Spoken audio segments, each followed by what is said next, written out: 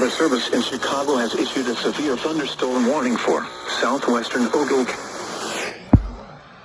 western Lee County in north central Illinois until 4:45 p.m. At 4:18 p.m., a severe thunderstorm was located near Rock Falls, moving northeast at 40 miles per hour. Hazard, 60 miles per hour wind gusts. Source, Tilted Observations. A 60 miles per hour wind gust was measured in Sterling with these storms. Impact, expect damage to roofs, siding, and trees.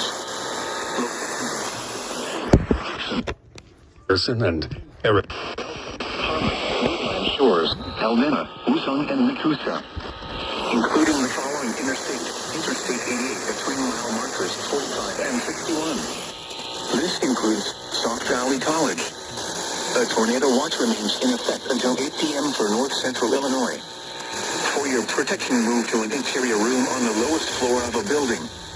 A tornado watch remains in effect until 8 p.m. for north central Illinois.